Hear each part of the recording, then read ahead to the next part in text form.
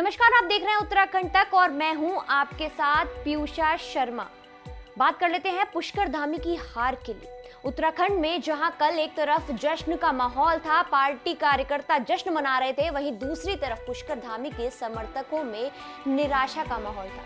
Khatima seat में लगातार 2 बार जीतने के बाद ऐसा क्या हुआ कि पुष्कर धामी अपनी ही सीट से हार गए, वो भी इतने बड़े मार्जिन से। देखा जाए तो उत्तराखंड के इतिहास में एनडी तिवारी के बाद ऐसा कोई सीएम नहीं रहा जिसने अपना पूरा कार्यकाल पूरा कर लिया हो या फिर दोबारा से वो चुन लिया गया हो। लेकिन फिर भी जिस तरह का माहौल था इस बार, जिस तरह से पुष्कर धामी की जो लोकप्रियता देखने को मिली थी, उसके बाद ये अंदाजा नहीं लगाया जा सकता था कि वो इतनी बुरी तरह से अपनी सीट से हार जाएंगे।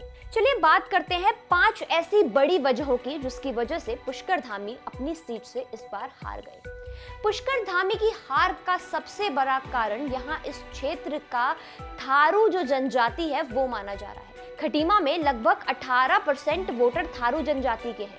थारू जनजाति में शुरू से ही ये अफवाह फैलनी शुरू हो गई थी कि पुष्कर धामी के जीतने से उनकी जो जमीनें हैं उस पर कब्जा कर लिया जाएगा, जिससे थारू जनजाति का वोट उन्हें नहीं मिल पाया है इस बार। हारने का एक ही कारण था, क्योंकि राणा समाज में एक अफ़वाह बहुत ही तरीके से उड़ा दिया कि तुम लोगों की राणा समाज की जो ज़मीन थी, उन्होंने इस तरीके से मैसेज कर दिया था कि अरे धामी जी जीतेंगे तो आपकी ज़मीन छिन जाएगी। उस वजह से लोग भ्रम में आ गए थे। दूसरी वजह की बात करें तो पुष्कर सिंह धामी के हारने की दूसरी वजह ये रही कि उन पर लगातार खनन माफियाओं का साथ देने के आरोप लगते रहे। चुनाव प्रचार करते वक्त खटीमा से कांग्रेस के जो प्रत्याशी थे भुवन कापड़ी, उन्होंने लगातार पुष्कर धामी पे इस मुद्दे को लेकर सवाल उठाया है। कि जो भी हुई, हमारे कार्यकर्ताओं ने कहीं कुछ पकड़ाया तो उन पे मुकदमे हुए, हमारे कार्यकर्ताओं को मारा भी गया, हाथ भी तोड़ा गया, उन्हीं पे मुकदमे भी हुए। जो है कि प्रशासन का दबाव बहुत था, लेकिन हमारे कार्यकर्ताओं ने संयम के साथ चुनाव लड़ा, धैर्य के साथ चुनाव लड़ा, जिसका हमें सही फल मिला। किसी व्यक्ति का काम नहीं है, तो जनता का काम है। जनता जिसे चुनती है, जिस पद पर बिठालती है, अगर व्यक्ति उस पद के प्रति न्याय नहीं करता और जनता की जिम्मेदारी नहीं निभाता, तो जनता 5 साल में जब समय आता है तो उसको उससे हटा देती है। मैं ये कहूँ कि मैंने हराया या किसी ने किसी को हराया नहीं, वो पब्लिक हराती है। तो जनता का मत है, जनता को नहीं समझ में आया कि जिन पदों पर बैठे उसके प्रति न्याय हुआ, जनता को कुछ मिल पाया, खटीमा क्षेत्र को कुछ मिल पाया। एक मौका और दीजिए, कांग्रेस की सरकार थी, मैं काम नहीं कर पाया, इस बार तो सरकार भी उन्हीं की थी, फिर आखिरी में मुख्यमंत्री भी हो गए, फिर भी काम नहीं कर पाया, तो जनता को लगा कि यार जब ये कांग्रेस सरकार में काम नहीं कर पाए तो हमने सब इन्हें मौका दिया, लेकिन जब भाजपा की सरकार रहते हुए 5 साल कुछ काम नहीं कर पाए और जनता के जन सरोकारों के साथ खड़े नहीं हुए, तो जाहिर सी बात है जनता फिर परिवर्तन करती है। तीसरी वजह की बात करें तो पुष्कर धामी के हारने की तीसरी वजह ये रही कि अपने ही क्षेत्र पर वो पूरी तरीके से ध्यान शायद नहीं दे पाए। मुख्यमंत्री पुष्कर सिंह धामी जब से चुनाव चल रहे हैं लगातार प्रदेश भर का दौरा करते रहे, जगह जगह उन्होंने चुनाव प्रचार किया, लेकिन अपनी ही सीट पर जमीनी स्तर पर शायद कहीं ना कहीं काम करने में चूक रह गई। लोग उनसे काफी नाखुश नजर आए और जिस तरह से पिछले 5 साल का कार्यकाल था तो उनके पास जो समय था वो भी शायद पूरी तरह से खटीमा की जनता के लिए वो नहीं दे पाए और यही वजह रही कि खटीमा की जनता ने जमीनी स्तर पर जो काम थे उनको लेकर अपनी नाराजगी जताई और शायद इस कारण से पुष्कर धामी हार गए। एक जाबाज सिपाही की तरह तो उन्होंने नेतृत्व किया।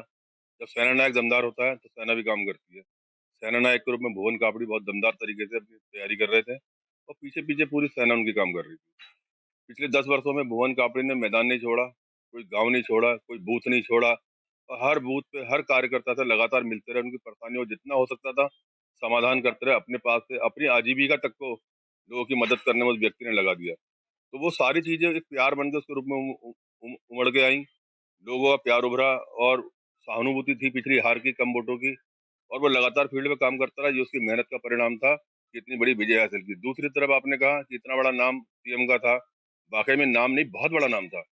सारे भूमाफिया, सारे खनन माफिया, सारे यहाँ के बड़े बड़े उद्योगपति, पैसों का जनसैलाब, मतलब पैसों का सैलाब, बड़े बड़े अमीरों का जनसैलाब और बड़े बड़े नाम उनके साथ चल रहे थे और कहीं ना कहीं वो गरीब गंजा से दूर होते चले गए। हेलीकॉप्टर फैक्ट्रियों में उतरना, फैक्ट्रियों में मीटिंग होना, उद्योगपतियों के घर में मीटिंग होना, उद्योगपतियों के घर से भाजपा का संचालन होना, सारे कार्यक्रम तय होना और कहीं ना कहीं माफियाओं के चक्कर में फंस गए तो जनता से वो दूर हो गए। और इधर भुवन कापड़ी लगातार गरीब जनता के बीच में काम करता रहा, उनकी टीम काम करती रही, टीम प्रबंधन, चुनाव मैनेजमेंट और जितने भी लोगों की जिम्मेदारी थी उन्होंने निस्वार्थ काम किया, ना पैसों में बिकने का काम किया और ना ही वो किसी धनबल बाहुबल के आगे झुकने का काम किया। आपने चुनाव को बड़े नजदीकी से कवरेज किया और सारी मीडिया ने देखा कि किस तरीके से शासन प्रशासन ने बुरी तरीके से उत्पीड़न किया भुवन के कार्यकर्ताओं का। हमारी गाड़ियां तोड़ी गई, लाठी डंडों से हमारे लोगों के हाथ टूटे, पैर टूटे, पीठ में कमर के चोट के निशान हैं अभी भी, लेकिन लोग हटे नहीं। किस तरीके से पैसा बांटा इन्होंने, कम्बल, चूड़ी, बिंदी, लिपस्टिक, चप्पल, जूते, बैग, कुकर, बर्तन, सब कुछ बांटा इन्होंने, लेकिन जनता इतना सामान लेने के बाद उसे ठुकराती रही, उसे दुत्कारती रही और भुवन कापड़ी को उल्टा अपने घर से, परिवार से जैसे पैसे इकट्ठे वो देके चुनाव लड़ाती रही। तो ये सारी चीजें थी। एक एक अंतर था अमीर बनाम गरीब चुनाव का, उसमें भुवन कापड़ी गरीब की जीत थी। चौथी वजह बताएं तो पुष्कर धामी को इस बार हराने में उनकी ही सीट पर आम आदमी पार्टी और बसपा एक बड़ा कारण जो है वो मानी जा रही है, क्योंकि जिस तरह से देखा गया है असली वजह यही मानी जा रही है कि बसपा और आम आदमी पार्टी की वजह से शायद पुष्कर धामी इस बार अपनी सीट पर हार गए। कांग्रेस को ये कहा जा रहा है कि कांग्रेस को अप्रत्यक्ष रूप से समर्थन दिया गया बसपा और आम आदमी की तरफ से। बसपा के प्रत्याशी को अभी तक के इतिहास में ऐसा कभी नहीं हुआ है कि खटीमा से उसे केवल 937 वोट ही मिले हो, ये पहली बार हुआ है। और अभी तक ये कहा जाता है कि बसपा को हर बार कम से कम 15,000 से ऊपर वोट मिलते हैं और आम आदमी पार्टी को भी इस बार ये उम्मीद जताई जा रही है कि काफी ज्यादा वोट मिलने वाले थे। ये जताई गई थी उम्मीद, इस बार काफी वोट मिलने वाले थे, लेकिन आम आदमी पार्टी और बसपा को मिला करके जो वोट मिलने वाले थे वो कहीं ना कहीं इस बार कांग्रेस को मिले हैं, जिसकी वजह से इस बार पुष्कर धामी की हार हुई है, ये कहा जा रहा है। पांचवी और सबसे बड़ी वजह पुष्कर धामी की हार की ये भी बताई जा रही है कि क्योंकि वो खुद पिथौरागढ़ से हैं, लेकिन चुनाव वो खटीमा से लड़ते आ रहे हैं, तो इस पर भी जो पहाड़ी और मैदानी क्षेत्रों के जो सेंटिमेंट्स हैं वो यहाँ पर शायद उनके खिलाफ काम कर गए, एंटी इनकम्बेंसी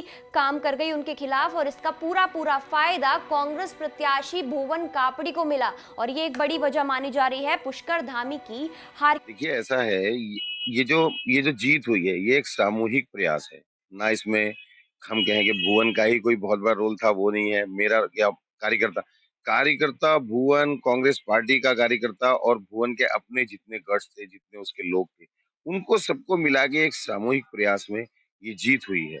और ये जीत हर तरीके से मायने रखती है, क्योंकि अगर आप देखें तो पिछली बार जो मैनेजमेंट हम लोगों ने बनाई थी उस मैनेजमेंट में कहीं ना कहीं हम लोग थोड़ा सा पीछे रहे थे, लेकिन इस बार की मैनेजमेंट इतनी शानदार थी और कांग्रेस एकदम एकजुट थी खटीमा में।